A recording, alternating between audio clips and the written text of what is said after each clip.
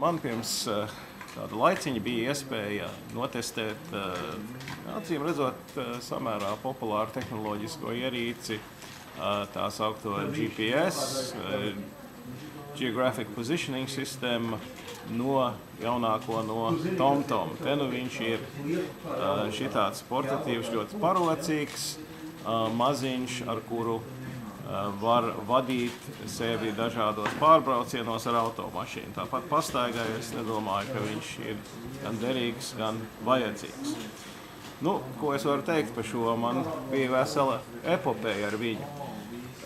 Es ar savu mašīnu vispirms devos no Rīgas uz Bausku. Ļoti precīzi šis TomTom konstatēja man atrašanās vietu un latviešu valodā deva norādījumus, kur būtu jānogriežās, un vēl tik un tik metri atradušies. Arī spēlēja zināmā mērā tādu ceļa policista lomu, jo viņš katreiz iezvanījās, līdz ko man mašīna pārsniedza zinām ātrumu, un acīm redzot šī karte, kas ir ievietota TomTom atmiņā un kas sedzot it kā vairāk kā 60% no Latvijas teritorijas, šī karte arī satura informāciju par atļautiem ātrumiem. Tātad šis ir ceļu policijas palīgs arī vienā ziņā. Bet īstie joki sākās tad, kad es centos nokļūt ar šo ierīci nevis pavisam taisnā ceļā no Rīgas uz Bausku, bet no Rīgas uz Dobeli.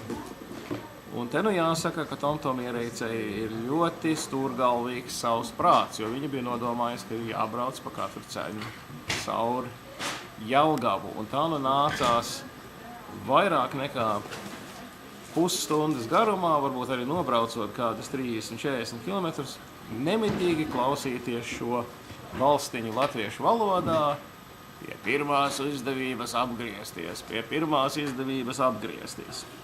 Atpakaļ no Bauskas, no Dobeles braucam samērā lielā tumsā, un atkal paļāvamies, ka gan jau šoreiz TomToms, kas bija beigās sapratis, ka mēs nebrauksim caur Jelgavu un arī tad mūs sāka vadīt pa citiem ceļiem, viņš arī tāpatās mūs vedīs atpakaļ.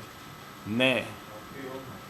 Viltīgais maita mūs ieveda pašā Jelgavas centrā un pie tam vēl lika tur pilnīgi iracionāli veikt asu kreiso pagriezienu, kas būtu beidzies ar manis un mašīnas pasažieras pēkšņu vizīti kāda Jelgavas iedzīvotāja sētā, visticamāk iztriecoties cauri šai sētai un ierodoties ar mašīnas atlūzām varbūt viņa viesistabā. Bet, protams, es neklausīju jau šai apnikušai balsī, bet braucu un sekoju zīmēm.